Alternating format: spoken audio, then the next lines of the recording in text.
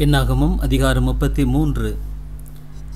மோசே ஆரோன் என்பவருடைய கையின் கீழ் தங்கள் சேனைகளின்படியே எகிப்து தேசத்திலிருந்து புறப்பட்ட இஸ்ரவேல் புத்தருடைய பிரயாணங்களின் விவரம். மோசே தனக்கு கர்த்தர் கட்டளையிட்டபடியே அவர்கள் புறப்பட்ட பிரகாரமாக அவர்களுடைய பிரயாணங்களை எழுதினான்.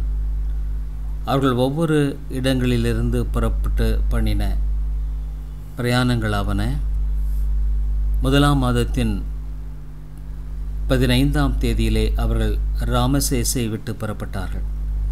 பஸ்காவுக்கு மறுநாளிலே எகிப்தியர் எல்லாரும் பார்க்க இஸ்ரவேல் புத்திரர் பலத்த கையுடன் புறப்பட்டார்கள். அப்பொழுது எகிப்தியர் கர்த்தர் தங்களுக்குள்ளே சங்கரித்த தலைச்சன் பிள்ளைகளெல்லாம் அடக்கம் பண்ணினார்கள். அவர்கள் தேவர்களின் பேரிலும் கர்த்தர் நீதி செலுத்தினார். பின்பு இஸ்ரவேல் புத்திரர் ராமசேசிலிருந்து புறப்பட்டு போய் சுக்கோத்திலே பாளையம் இறங்கினார்கள். சுக்கோத்திலிருந்து புறப்பட்டு போய் வனாந்தரத்தின் எல்லையில் இருக்கிற ஏத்தாமிலே பாளையம் இறங்கினார்கள்.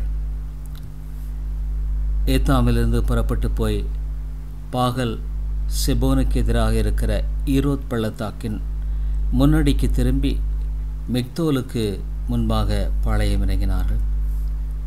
ஈரோத்தை விட்டு புறப்பட்டு சமுத்திரத்தை நடுவாக கடந்து வனாந்தரத்திற்கு போய் ஏத்தாம் வனாந்தரத்திலே 3 நாள் பிரயாணம் பண்ணி மாராவிலே பாளையம் இறங்கினார்கள். மாராவிலிருந்து புறப்பட்டு ஏலீமுக்கு போனார்கள். ஏலீமிலே 12 நீரூற்றுகளும் 70 பேரீச்ச மரங்களும் இருந்தது. அங்கே பாளையம் இறங்கினார்கள். ஏலீமிலிருந்து புறப்பட்டு சிவந்த சமுத்திரத்தின் அருகே பாளையம் இறங்கினார்கள்.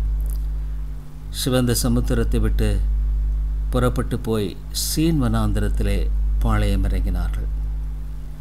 சீன் வனாந்தரத்திலிருந்து புறப்பட்டு போய் தொப்காவிலே பாளையம் இறங்கினார்கள். தொப்காவிலிருந்து புறப்பட்டு போய் ஆலூசிலே பாளையம் இறங்கினார்கள். ஆலூசிலிருந்து புறப்பட்டு போய் ரெவிதீமிலே பாளையம் இறங்கினார்கள். அங்கே ஜனங்களுக்கு குடிக்க தண்ணீர் இல்லாதிருந்தது. ரெவிதீமிலிருந்து புறப்பட்டு போய் சீனாய் வனாந்தரத்திலே பாளையம் இறங்கினார்கள். சீனாய் வனாந்தரத்திலிருந்து புறப்பட்டு போய் கிப்ரோத் அத்தாவிலே பாளையம் இறங்கினார்கள். கிப்ரோத் அத்தாவிலிருந்து புறப்பட்டு போய் ஆசரோத்திலே பாளையம் இறங்கினார்கள். ஆசரோத்திலிருந்து புறப்பட்டு போய் ரித்மாவிலே பாளையம் இறங்கினார்கள். ரித்மாவிலிருந்து புறப்பட்டு போய் ரிமோன் பேரேசிலே பாளையம் இறங்கினார்கள். ரிமோன் பேரேசிலிருந்து புறப்பட்டு போய் லிப்னாவிலே பாளையம் இறங்கினார்கள். லிப்னாவிலிருந்து புறப்பட்டு போய் ரீசாவிலே பாளையம் இறங்கினார்கள். ரீசாவிலிருந்து புறப்பட்டு போய் கேலேத்தாவிலே பாளையம் இறங்கினார்கள். கேலேத்தாவிலிருந்து புறப்பட்டு போய் சாப்பேர் மலையிலே பாளையம் இறங்கினார்கள்.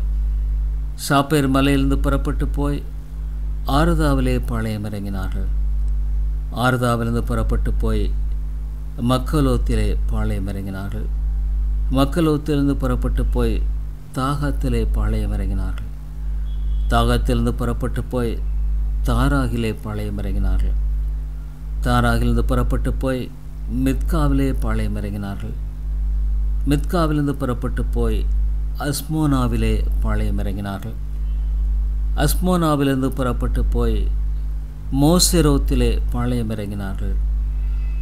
மேசரோத்திலிருந்து புறப்பட்டு போய் பெனையாக்கானிலே பாளையம் இறங்கினார்கள். பெனையாக்கினியிலிருந்து புறப்பட்டு போய் கித்காத் மலையிலே பாளையம் இறங்கினார்கள். கித்காத் மலையிலிருந்து புறப்பட்டு போய் யோத்பாத்தாவிலே பாளையம் இறங்கினார்கள். யோத்பாத்தாவிலிருந்து புறப்பட்டு போய் எப்ரோனாவிலே பாளையம் இறங்கினார்கள். எப்ரோனாவிலிருந்து புறப்பட்டு போய் எசியோன் கேபேரிலே பாளையம் இறங்கினார்கள். எசியோன் கேபேரிலிருந்து புறப்பட்டு போய் காதேஸ் ஆகிய சீன் வனாந்தரத்திலே பாளையம் இறங்கினார்கள். காதேசிலிருந்து புறப்பட்டு போய் ஏதோம் தேசத்தின் எல்லையில் இருக்கிற ஓர் என்னும் மலையிலே பாளையம் இறங்கினார்கள். அப்பொழுது ஆசாரியனாகிய ஆரோன் கர்த்தருடைய கட்டளையின்படியே ஓர் என்னும் மலையின் மேல் ஏறி அங்கே இஸ்ரவேல் புத்திரர் எகிப்து தேசத்திலிருந்து புறப்பட்ட 40ஆம் வருஷம் 5ஆம் மாதம் 1 தேதியிலே மரணமடைந்தான். ஆரோன் ஓர் என்னும் மலையிலே மரணமடைந்த போது 123 வயதாயிருந்தான். அந்நாட்களிலே கானான் தேசத்தின் தென் திசையிலே குடியிருந்த கானானியனாகிய ஆராத் எனும் ராஜா இஸ்ரவேல் புத்திரர் வருகிறதை கேள்விப்பட்டான். ஓர் என்னும் மலையை விட்டு புறப்பட்டு போய் சல்மோனாவிலே பாளையம் இறங்கினார்கள். சல்மோனாவிலிருந்து புறப்பட்டு போய் பூனோனிலே பாளையம் இறங்கினார்கள். பூனோனிலிருந்து புறப்பட்டு போய் ஓபாத்திலே பாளையம் இறங்கினார்கள். ஓபாத்திலிருந்து புறப்பட்டு போய் மோவாபின் எல்லையில் உள்ள அபாரிமீன் மேடுகளிலே பாளையம் இறங்கினார்கள். அந்த மேடுகளை விட்டு புறப்பட்டு போய் தீபோன் காத்திலே பாளையம் இறங்கினார்கள்.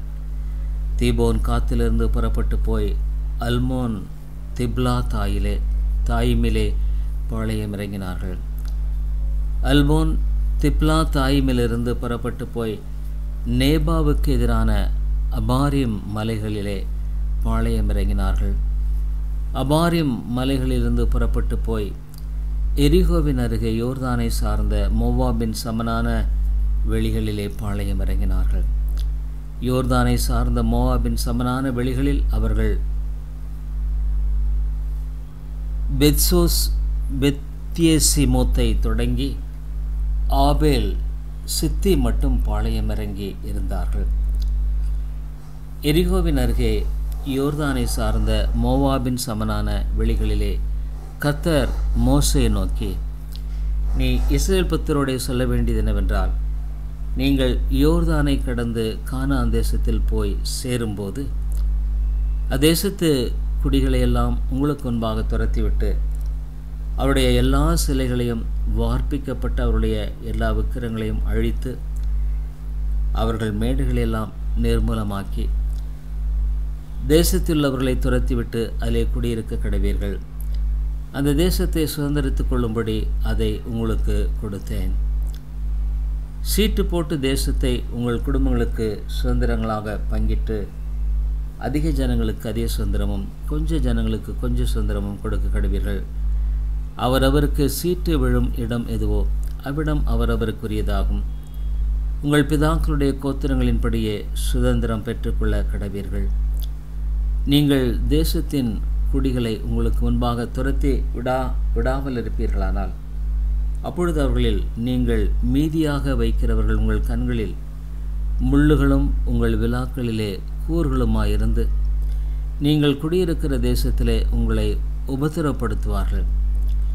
அன்றையும் நான் அவர்களுக்கு செய்ய நினைத்ததை உங்களுக்கு செய்வேன் என்று சொல் என்றார். என்னாகமம் அதிகாரம் 34. கர்த்தர் மோசேயை நோக்கி, நீ இஸ்ரவேல் புத்திரருக்கு கட்டளையிட்டு சொல்ல வேண்டியது என்னவென்றால், கானான் தேசம் அதன் எல்லைகள் உட்பட உங்களுக்கு சுதந்திரமாக கிடைக்கப் போகிறது. நீங்கள் கானான் தேசத்தில் சேரும்போது உங்கள் தென்புறம் சீன் வனாந்தரம் தொடங்கி ஏதோம் தேசத்தின் ஓரம் மட்டும் இருக்கும் கிழக்கே இருக்கிற உப்புக்கடலின் கடைசி தொடங்கி உங்கள் தென் எல்லையாயிருக்கும்.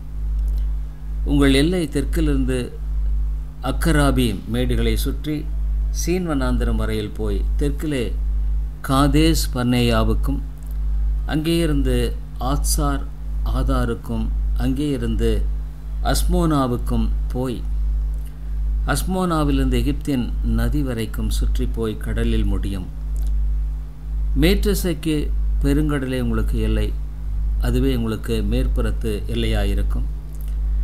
உங்களுக்கு வடதிசை எல்லை பெருங்கடல் தொடங்கி ஓர் என்னும் மலையை உங்களுக்கு குறிப்பாக வைத்து ஓர் என்னும் மலை தொடங்கி ஆமாத்திற்கு போகிற வழியை குறிப்பாக வைத்து அங்கே இருந்து அந்த எல்லை சேதாத்திற்கு போய் அங்கே இருந்து அது சிப்ரோனுக்கு போய் ஆத்சார் ஏனானிலே முடியும். அதுவே உங்களுக்கு வடபுறத்து எல்லையாயிருக்கும். உங்களுக்கு கீழ்த்திசை எல்லைக்கு ஆத்சார் ஏனானிலிருந்து சேப்பாமை குறிப்பாக வைத்து சேப்பாமிலிருந்து எல்லையானது ஆயனுக்கு கிழக்கிலுள்ள ரிப்லா பரியந்தமும் அங்கே இருந்து கினரேத் கடல் பரியந்தமும் அதன் கீழ்கரையோரமாய் அங்கே இருந்து யோர்தான் பரியந்தமும் போய் உப்பு கடலில் முடியும். இந்த சுற்றெல்லைகளுடைய தேசமே உங்களுக்குரிய தேசம் என்று என்றார். அப்பொழுது மோசே இஸ்ரவேல் புத்திரரை நோக்கி 9.5 கோத்திரத்துக்கு கொடுக்கும்படி கர்த்தர் கட்டளையிட்டும். நீங்கள் சீட்டு போட்டு சுதந்திரித்துக் கொள்ள வேண்டியதுமான தேசம் இதுவே. ரூபன் புத்திரர் தங்கள் பிதாக்களுடைய வம்சத்தின்படியும், காத் புத்திரர் தங்கள் பிதாக்களுடைய வம்சத்தின்படியும் தங்கள் சுதந்திரத்தை பெற்றுக்கொண்டதும் அல்லாமல் மனாசேயின் பாதி கோத்திரத்தாரும் தங்கள் சுதந்திரத்தை பெற்றுக்கொண்டார்கள். இந்த 2.5 கோத்திரத்தாரும் சூரியோதய திசையாகிய கிழக்கே எரிகோவின் அருகேயுள்ள யோர்தானுக்கு இப்புறத்திலே தங்கள் சுதந்திரத்தை பெற்றுக்கொண்டார்கள் என்றான். கர்த்தர் மோசே நோக்கி, உங்களுக்கு தேசத்தை பங்கிட்டு கொடுக்கும் மனிதரின் நாமங்களாவன ஆசாரியனாகிய எலியாசாரும் நூனின் குமாரனாகிய யோசுவாவுமே. அன்றையும் தேசத்தை பங்கிடும்படி ஒவ்வொரு கோத்திரத்தில் ஒவ்வொரு தலைவனையும் தெரிந்து கொள்ளுங்கள். அந்த மனிதருடைய நாமங்களாவன யூதா கோத்திரத்துக்கு எப்புன்னோயின் குமாரனாகிய காலேபும், சிமியோன் புத்திரரின் கோத்திரத்துக்கு அம்மியூதின் குமாரனாகிய சாமுவேலும், பென்னிமின் கோத்திரத்துக்கு கிஸ்லோனின் குமாரனாகிய எலிதாதும், தான் புத்திரரின் கோத்திரத்துக்கு யொக்லியின் குமாரனாகிய புக்கி என்னும் பிரபுவும், யோசேப்பின் குமாரனாகிய மனாசே புத்திரரின் கோத்திரத்துக்கு ஏபோதின் குமாரனாகிய அன்னியேல் என்னும் பிரபுவும், எப்ராயிம் புத்திரரின் கோத்திரத்துக்கு சிப்தானின் குமாரனாகிய கேமுவேல் என்னும் பிரபுவும், செபுலோன் புத்திரரின் கோத்திரத்துக்கு பர்னாகின் குமாரனாகிய எலிசாபான் என்னும் பிரபுவும், இசக்கார் புத்திரரின் கோத்திரத்துக்கு ஆசானின் குமாரனாகிய பல்தியேல் என்னும் பிரபுவும், ஆசேர் புத்திரரின் கோத்திரத்துக்கு சேலோமியின் குமாரனாகிய அகியூத் என்னும் பிரபுவும், நப்தலி புத்திரரின் கோத்திரத்துக்கு அம்மியூதின் குமாரனாகிய பெதாக்கேல் என்னும் பிரபுவுமே என்றார். கானான் தேசத்தில் இஸ்ரவேல் புத்திரருக்கு சுதந்திரங்களை பங்கிட்டு கொடுக்கிறதுக்கு கர்த்தர் கட்டளையிட்டவர்கள் இவர்களே. என்னாகமம் அதிகாரம் 35. எரிகோவின் அருகே யோர்தானை சேர்ந்த மோவாபின் சமனான வெளிகளிலே கர்த்தர் மோசேயை நோக்கி, இஸ்ரவேல் புத்திரர் தங்கள் காணியாட்சி ஆகிய சுதந்திரத்திலே லேவியருக்கு குடியிருக்கும்படி பட்டணங்களை கொடுக்க வேண்டும் என்று அவர்களுக்கு கட்டளையிடு. அந்த பட்டணங்களை சூழ்ந்திருக்கிற வெளி நிலங்களையும் லேவியருக்கு கொடுக்க வேண்டும். அந்த பட்டணங்கள் அவர்கள் குடியிருப்பதற்கும் அவைகளை சூழ்ந்த வெளிநிலங்கள் அவருடைய ஆடு மாடுகளுக்கும் அவருடைய ஆஸ்திகளுக்கும் அவருடைய சகல மிருக ஜீவன்களுக்கும் குறிக்கப்பட வேண்டும். நீங்கள் லேவியருக்கு கொடுக்கும் பட்டணங்களை சூழ்ந்த வெளிநிலங்கள் பட்டணத்தின் மதில் தொடங்கி வெளியிலே சுற்றிலும் 1000 முழ தூரத்துக்கு எட்ட வேண்டும். பட்டணம் மத்தியில் இருக்க பட்டணத்தின் வெளிப்புறம் தொடங்கி கிழக்கே 2000 முழமும், தெற்கே 2000 முழமும், வடக்கே 2000 முழமும், மேற்கே 2000 முழமும் அளந்து விட கடவீர்கள். இது அவர்கள் பட்டணங்களுக்கு வெளி நிலங்களாக இருப்பதாக. நீங்கள் லேவியருக்கு கொடுக்கும் பட்டணங்களில் அடைக்கலத்துக்காக 6 பட்டணங்கள் இருக்க வேண்டும். கொலை செய்தவன் அங்கே தப்பி ஓடி போகிறதற்கு அவைகளை குறிக்க கடவீர்கள். அவைகளை அல்லாமல் 42 பட்டணங்களை அவர்களுக்கு கொடுக்க வேண்டும். நீங்கள் லேவியருக்கு கொடுக்க வேண்டிய பட்டணங்கள் எல்லாம் 48 பட்டணங்களும் அவைகளை சூழ்ந்த வெளி நிலங்களுமே. நீங்கள் இஸ்ரவேல் புத்திரரின் சுதந்திரத்திலிருந்து அந்த பட்டணங்களை பிரித்து கொடுக்கும்போது அதிகமுள்ளவரிடத்திலிருந்து அதிகமும் கொஞ்சமுள்ளவரிடத்திலிருந்து கொஞ்சமும் பிரித்து கொடுக்க வேண்டும். அவரவர் சுதந்திரித்து கொண்ட சுதந்திரத்தின்படியே தங்கள் பட்டணங்களில் லேவியருக்கு கொடுக்க கடவர்கள் என்றார். பின்னும் கர்த்தர் மோசேயை நோக்கி, நீ இஸ்ரவேல் புத்திரருடைய சொல்ல வேண்டியது என்னவென்றால், நீங்கள் யோர்தானை கடந்து கானான் தேசத்தில் பிரவேசிக்கும்போது கைப்பெசகாய் ஒருவனை கொன்று போட்டவன் ஓடி போயிருக்கத்தக்க அடைக்கல பட்டணங்களாக சில பட்டணங்களை குறிக்க கடவீர்கள். கொலை செய்தவன் நியாய சபையிலே நியாயம் விசாரிக்கப்படும் முன் சாகாமல் பழிவாங்கிறவன் கைக்கு தப்பி போயிருக்கும்படி அவைகள் உங்களுக்கு அடைக்கல பட்டணங்களாக இருக்க கடவுது. நீங்கள் கொடுக்கும் பட்டணங்களில் 6 பட்டணங்கள் அடைக்கலத்துக்காக இருக்க வேண்டும். யோர்தானுக்கு இப்புறத்தில் 3 பட்டணங்களையும் கானான் தேசத்தில் 3 பட்டணங்களையும் கொடுக்க வேண்டும். அவைகள் அடைக்கல பட்டணங்களாம்.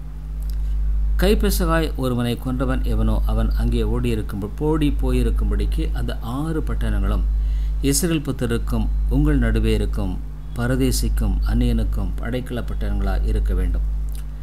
ஒருவன் இருப்பு ஆயுதங்களினால் ஒருவனை வெட்டினதினால் அவன் செத்துப்போனால் வெட்டினவன் கொலை பாதகனாயிருக்கிறான். கொலை பாதகன் கொலை செய்யப்பட வேண்டும். ஒருவன் ஒரு கல்லை எடுத்து சாகத்தக்கதாக ஒருவன் மேல் எரிகிறதுனாலே அவன் செத்துப்போனால் கல்லெறிந்தவன் கொலை பாதகனாயிருக்கிறான். அவன் கொலை செய்யப்பட வேண்டும்.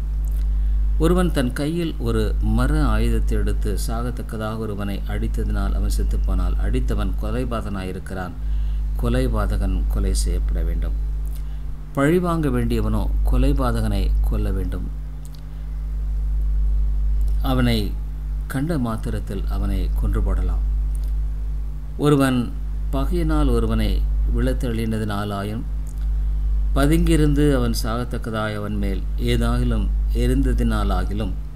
எரிந்ததினாலாயினும் அவனை பகைத்து தன் கையினால் அடித்ததினாலாயினும் அவன் செத்துப்போனால் அடித்தவன் கொலைபாதகன். அவன் கொலை செய்யப்பட வேண்டும். பழிவாங்கிறவன் கொலைபாதகனை கண்ட மாத்திரத்தில் கொன்று போடலாம். ஒருவன் பகை ஒன்றும் இல்லாமல் சடுதியில் ஒருவனை தள்ளி விழத்த பண்ணினதினாலாயினும் பதுங்கியிராமல் யாதொரு ஆயத்தை அவன் மேல் பட எரிந்ததினாலாயினும் அவனுக்கு பகைஞனாயிராமலும் அவனுக்கு தீங்கு செய்ய நினையாமலும் இருக்கையில் ஒருவனை கொன்று போடத்தக்க ஒரு கல்லினால் அவனை காணாமல் எறிய அது அவன் மேல் பட்டதினாலாயினும் அவன் செத்துப்போனால் அப்பொழுது கொலை செய்தவனையும் பழிவாங்கினையும் சபையார் இந்த நியாயப்படி விசாரித்து கொலை செய்தவனை பழி வாங்குறவனுடைய கைக்கு தப்புவித்து அவன் ஓடி போயிருந்த அடைக்கல பட்டணத்துக்கு அவனை திரும்பி போகும்படி செய்ய கடவர்கள். பரிசுத்த தைலத்தினால் அபிஷேகமற்ற பிரதான ஆசாரியன் மரணமடையும் மட்டும் அவன் அதிலே இருக்க கடவன். ஆனாலும் கொலை செய்தவன் தான் ஓடி போயிருக்கிற அடைக்கல பட்டணத்தின் எல்லையை விட்டு வெளிப்பட்டிருக்கும்போது பழிவாங்கிறவன் கொலை செய்தவனை அடைக்கல பட்டணத்துக்கு வெளியே கண்டுபிடித்து கொன்று போட்டால் அவன் மேல் இரத்த பழி இல்லை. கொலை செய்தவன் பிரதான ஆசாரியன் மரணமடைய மட்டும் அடைக்கல பட்டணத்தில் இருக்க வேண்டும். பிரதான ஆசாரியன் மரணம் அடைந்த பின்பு தன் சுதந்திரமான காணியாட்சிக்கு திரும்பி போகலாம். இவைகள் உங்கள் வாசஸ்தலங்களில் இலங்கும் உங்கள் தலைமுறை தோறும் உங்களுக்கு நியாய விதி பிரமாணமாயிருக்க கடவது. எவனாகிலும் ஒரு மனிதனை கொன்று போட்டால் அப்பொழுது சாட்சிகளுடைய வாக்கு மூலத்தின்படியே அந்த கொலைபாதகனை கொலை செய்ய கடவர்கள். ஒரே சாட்சியை கொண்டு மாத்திரம் ஒரு மனிதனை சாகும்படி தீர்ப்பு செய்யலாகாது. சாகிறதற்கேற்ற குற்றம் சுமந்த கொலைபாதகனுடைய ஜீவனுக்காக நீங்கள் மீட்கும் பொருளை வாங்கக்கூடாது. அவன் தப்பாமல் கொலை செய்யப்பட வேண்டும். தன் அடைக்கல பட்டணத்துக்கு ஓடி போனவன் ஆசாரியன் மரணமடையாததற்கு முன்னே தன் நாட்டிற்கு திரும்பி வரும்படி நீங்கள் அவனுக்காக மீட்கும் பொருளை வாங்கக்கூடாது. நீங்கள் இருக்கும் தேசத்தை பரிசுத்த குலைச்சலாக்காதிருங்கள். இரத்தம் தேசத்தை தீட்டுப்படுத்தும்.